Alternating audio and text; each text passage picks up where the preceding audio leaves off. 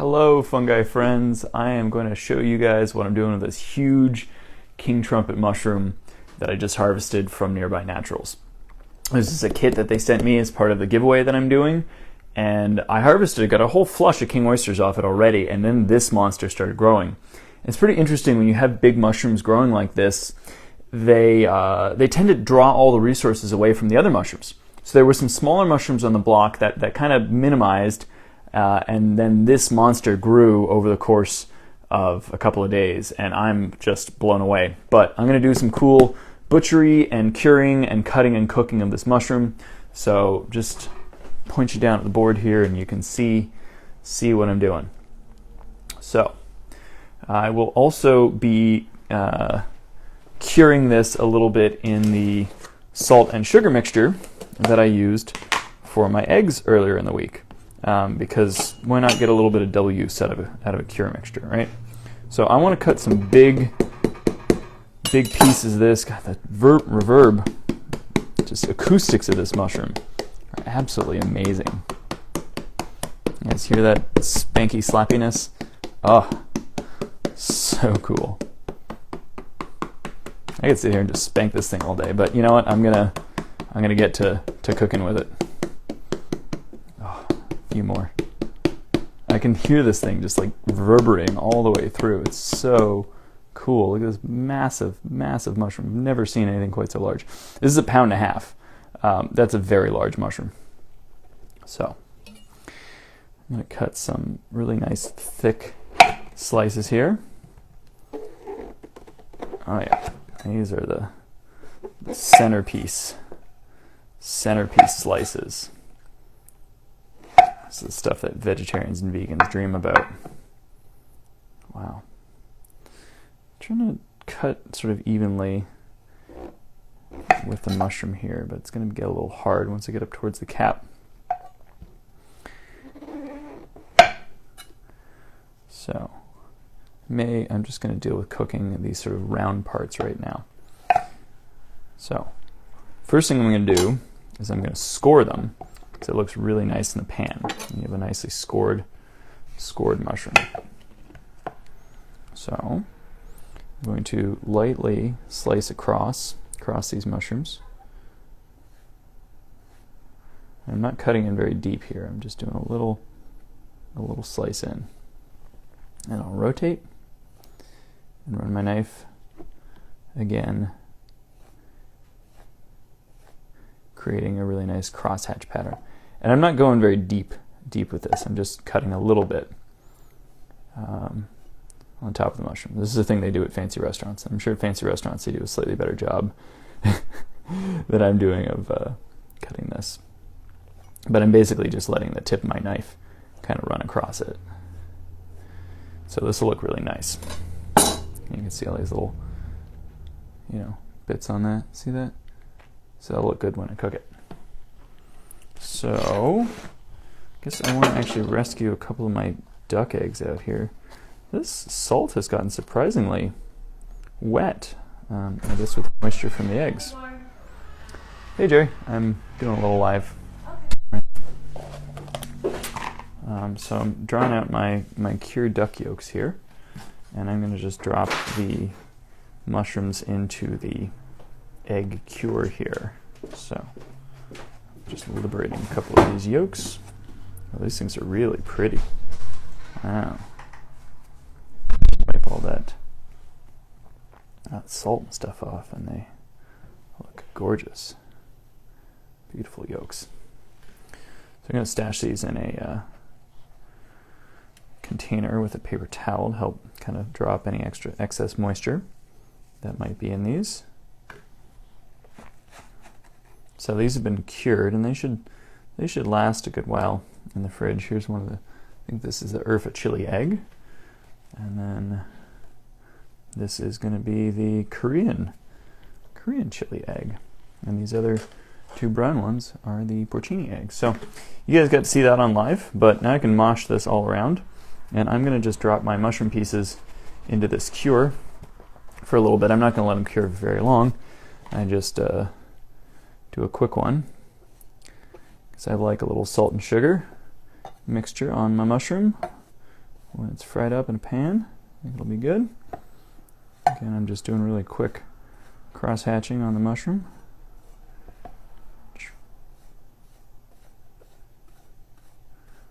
I gotta stop cooking mushrooms and actually make pizza for dinner, especially now that Jerry's home. But I wanted to just sort of do these quickly, and someone commented that they wanted to see me cook it, and I was like, well, you know, I'm probably going to go mushroom hunting for the rest of the weekend, so I don't know if I'll get around to cooking this soon. But I wanted to show you guys just because this mushroom is so impressive, and if I cook it right after I harvest it, it will sort of be at its best rather than getting a little raggedy in the fridge. So cut it up, working with it now, and I'm doing it on Instagram so you guys can watch this later, which I hope you do.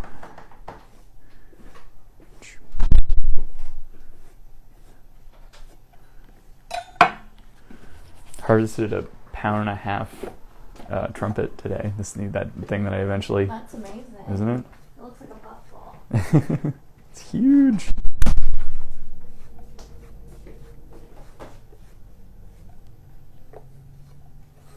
So I'm just scoring this, and then I'm going to drop it in my salt and sugar cure real quick, and then we'll just go into cast iron, and I'll do a sear on these.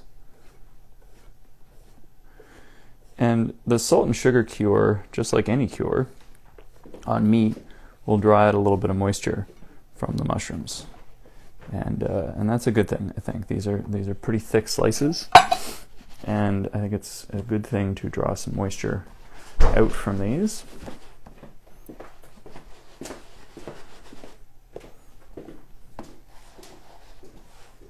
And really rub that around. So again, quickly just try to score a couple of these. This is stuff you'll see them do at fancy restaurants. So if anyone follows, I'm trying to think of other people I've seen do this. I know Renee Redzepi at Noma does this little sort of cross-hatching on mushrooms, and I've seen a lot of people do it when they're cooking King Trumpet mushrooms, doing this sort of the vegan scallop thing, which is, I guess, kind of what I'm doing right now. But I'm doing this extra step of curing it just a bit, because I think it will add some nice flavor to them. But I got to be careful too when I cook them, because I'm putting sugar on here and that can burn. You want to kind of cook a mushroom through before it burns. So I may actually start it on relatively low heat, try to get it cooked through, and then bring it up the last couple of minutes to caramelize it and finish it. And that's a fine thing to do with mushrooms. You don't have to cook mushrooms on high heat. You can start them on low heat, let them kind of get cooked all the way through, and then right before you're done cooking them, you can add a little extra fat, add a little extra salt, bump the heat, and then try to get that nice caramelization.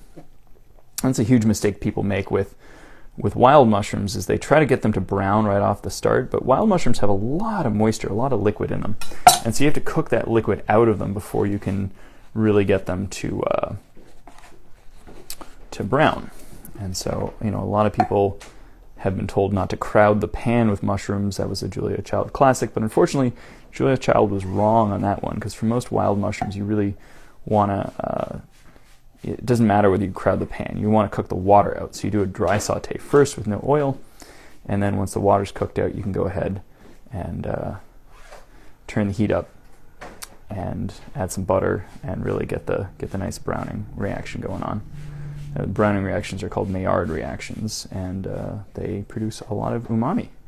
It's where the flavor of our food, the depth of flavor of food, comes from those Maillard reactions. So, okay. So this is the salt and sugar 50-50 mix cure that I used on my duck yolks earlier in the week. And there's some Urfa chili powder and some porcini powder in here too, because that's what I was curing the yolks with. So I'm just going to rub this all over my nicely scored slices here. Okay. Trying to draw out just a little bit of liquid from these guys, add a little of that sugar and salt to season them, and hope that these things will cook up well. So let me shift you over to my pan. Sorry that I'm not paying attention to the chat here. I'm just trying to get this done. so I can start cooking dinner. Because believe it or not, this is not actually dinner. I'm going to make pizza for dinner. And I'm just cooking these King Trumpet for fun so you guys can see it. Okay. So this is pretty darn hot. I'm going to just lay these in. Sort of minimal amounts of oil right now. Just want to get these cut through. And I can feel already it might be a good idea to potentially sort of weigh these down or press them as I cook them. You start to hear that sizzle.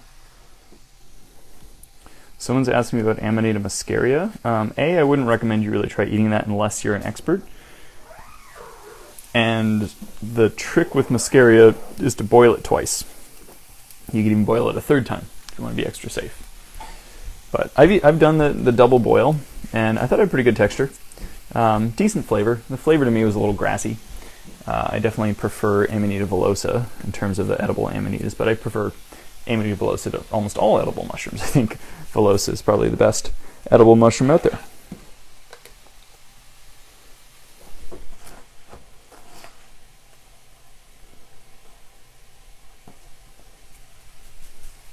So, you guys are watching these cook.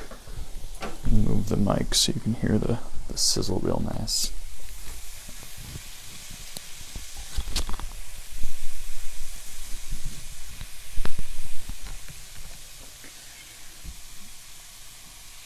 "2:30 a.m., huh? Usually I'm the one who's up late cooking mushrooms on TikTok, but I decided to do cooking on Instagram at a reasonable time of day.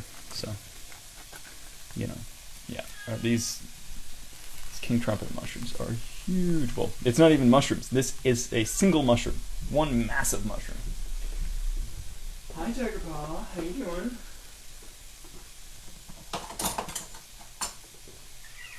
Yes, I can.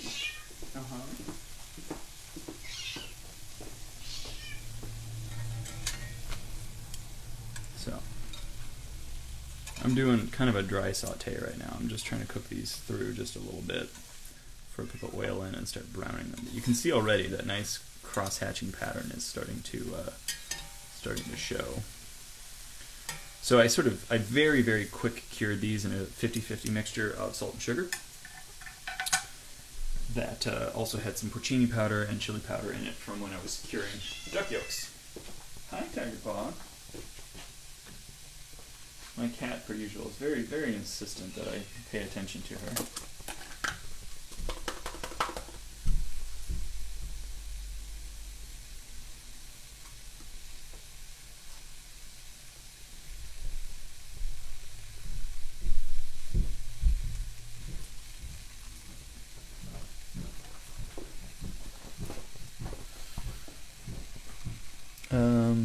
You don't need to see Tiger Paw right now. I'm gonna keep you focused on the mushrooms. Oh, the oven's at temp. That's nice. Okay, so I'm turning the heat up here just a little bit. So I turned it down considerably while this pan was smoking a few minutes ago, but it's good to go. Hi, peeps.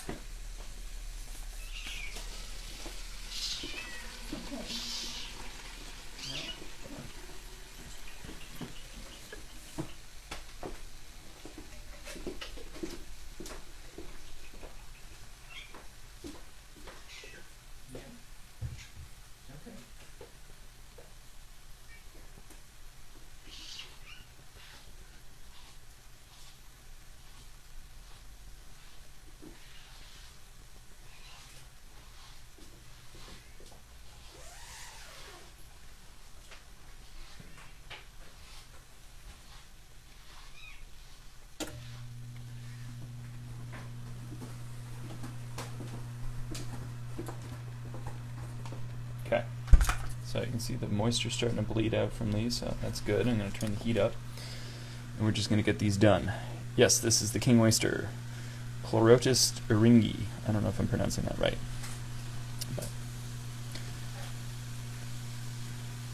it's interesting. This slice, which was from pretty near the cap, seems to have a lot more moisture in it than the base parts that were closer to the stipe, the bottom of the mushroom. really nice big chunks of King Trumpet. This is by far the largest King Trumpet I've ever seen. I've seen pictures of people maybe with bigger ones online, but pound and a half, pretty impressive sized mushroom, gotta say. I'm very impressed with what the Nearby Naturals kit was able to produce there for me.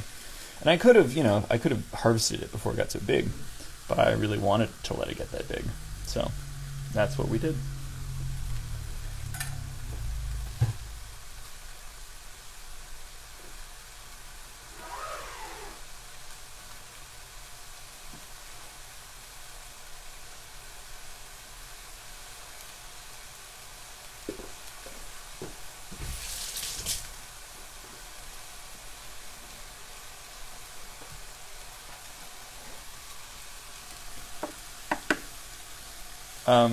Please don't ask me about psilocybe mushrooms. It's not something that I really want to talk about on this account. So I do have a psilocybe 101 video on my TikTok if you want to go check that out. But there's so many good resources out there for people who talk about magic mushrooms, so I recommend you go check those out. I try to help people focus on edible, wild, cultivated, foraging, mushroom culture. There's so much that goes into mushrooms. It's so much more interesting than just the illegal psychedelic mushrooms. And I have no problem. I don't think that psilocybe should be illegal, but they are currently illegal, which is very unfortunate. So yeah, oh, thank you. Yeah, someone's been on my TikTok, so they know that I tend to get banned if I start talking about psilocybe. So let's not do that. Okay. Starting to get a little nice and brown. You'll see me, I tend to cook, these are my favorite implements for cooking. I have a little offset spatula and a pair of chopsticks. The easiest way to flip things in a pan without destroying them. So I'm going to shift this wet piece over and put one of these bigger chunks in the middle. A little more heat there.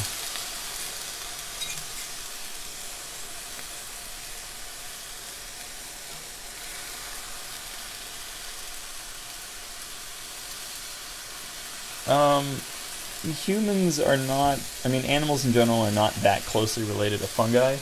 Like, yeah, we're more closely related to fungi than we are to plants, but that's not saying much. There's a lot of evolutionary distance between fungi and animals. And the only real commonality is that insects and fungi both use the polysaccharide chitin in their cell membranes. But other than that, fungi and animals really don't have that much in common. But fungi can do some pretty amazing things that we don't normally attribute to fungi.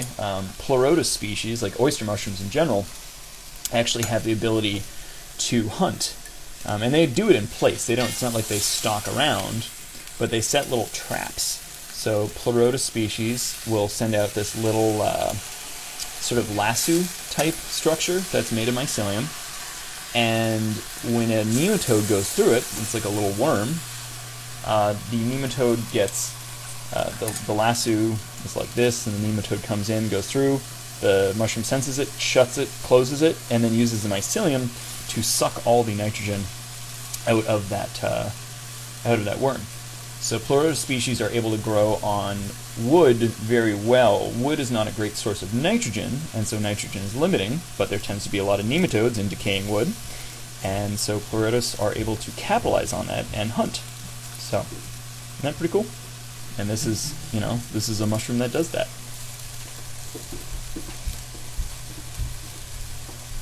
Okay, now that we're getting a little bit brown, I'm going to go ahead and just drizzle in some oil. Almost done. A little bit of oil here.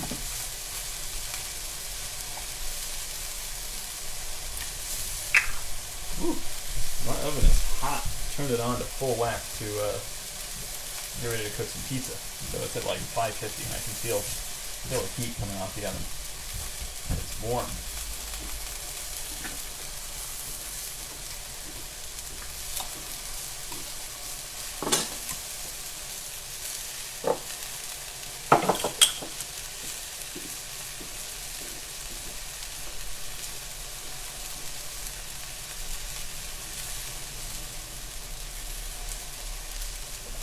I'm just going to add a little bit of kind of neutral oil here. So like a vegetable oil or peanut oil kind of thing.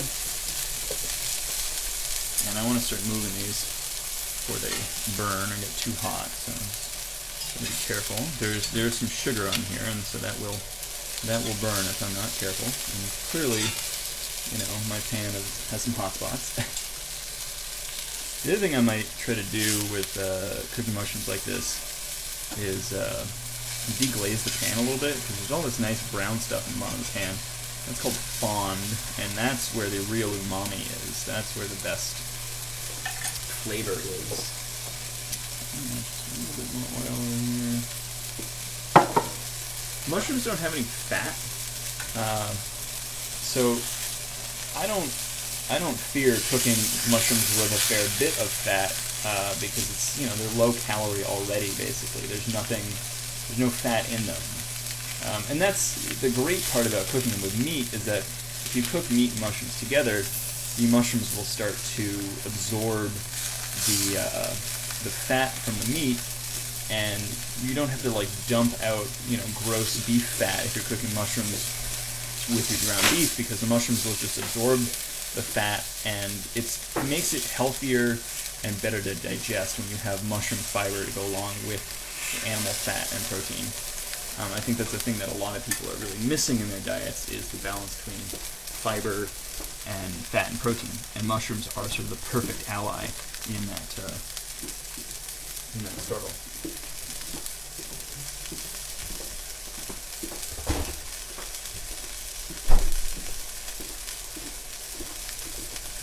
So I got a little bit of some cheap Riesling here, and I will probably use that to deglaze the pan here in just a moment. And yeah. So these are getting really nice, good stuff here. So this is a gigantic king oyster mushroom that I grew from a kit from Nearby Naturals, and I'm just going ahead and cooking it up. So I scored the surface, which you can see the nice little lines here, and I cured it really quickly in a salt and sugar mixture that had some porcini powder and some chili in it. And I'm just doing a bit of dry saute here in the pan. Now I have added some oil, and I'm sort of slowly trying to cook these through and render them down. Yeah, I'll cook the top of the mushroom as well, but I think I might just toss that in the fridge, because mostly I'm just doing this to show you guys how cool it looks. I'm not even eating these for dinner tonight. I'm going to go make some pizza, although these might find their way onto the pizza. The scoring just really is mostly aesthetic, but you know, when you're curing too, the scoring helps the cure kind of get into the mushroom itself. But doesn't that look pretty? I think it looks nice. So I've definitely seen them do scoring at fancy restaurants and stuff like that, and that's partially why I was inspired. But you know, it adds surface area. You know, you're increasing the surface area of the mushroom, so there's more area to get browned, to get crispy, to develop this nice umami flavors. Yeah, there you go. Dry brine gets into the cracks. You got it. You got it. So the extra thing I can do to just make sure that this is cooked all the way through is deglazing. And deglazing will also help suck up some of the nice fond and brown stuff from the bottom of the pan. So I'm going to let these go just another minute or two. And I think the thing I'll probably do is, you know, as if these were real scallops, is I might go ahead after deglazing and add just a little knob of butter.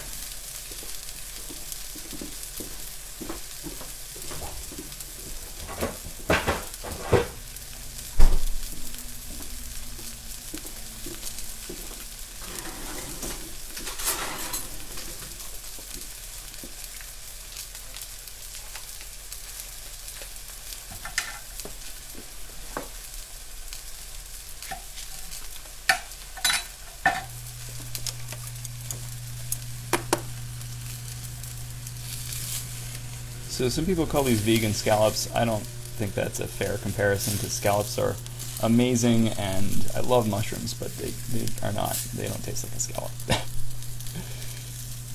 You can, use some seaweed powder and other things to kind of give them a nice seafoody element. But okay, so I'm gonna hit this. These are all pretty brown now. I'm gonna hit this a little bit of this Riesling. Nothing special about it. It's just cheap from the grocery outlet. So we're gonna suck up all that nice spawn from the bottom of the pan. Oh, didn't that look good? All right, we're gonna let this alcohol cook off. It's also gonna kind of steam these mushrooms a little bit. And I want to get in here and get all those brown bits off the bottom of the pan. I'm also going to hit it with some butter here. Some butter. So this kind of creates, sauce. We got wine and butter.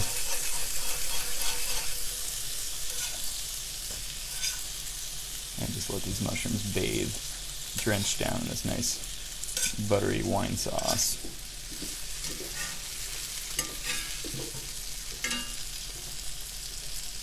Alright.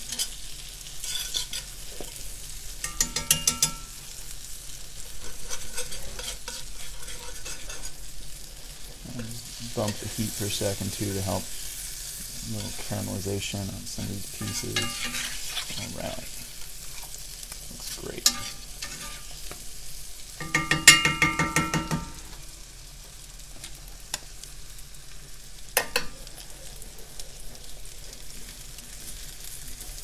So, these are pretty much done. I'm going to do one last little bump the heat for just a hot sec. Make sure they get really nice, caramelized, and delicious.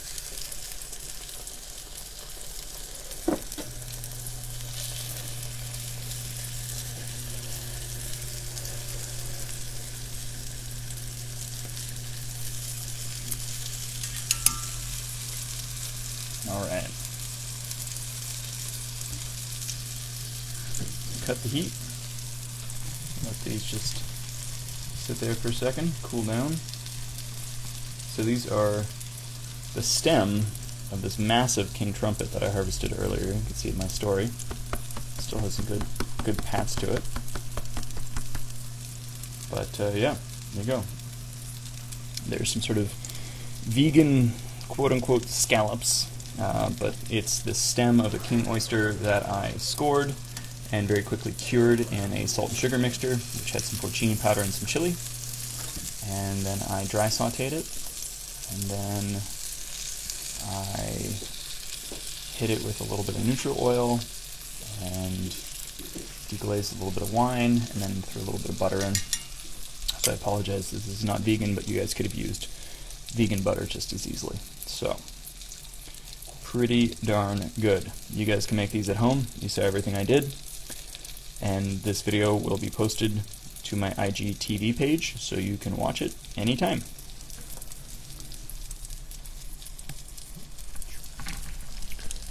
But I'm going to flip this around so I can say hi to you guys.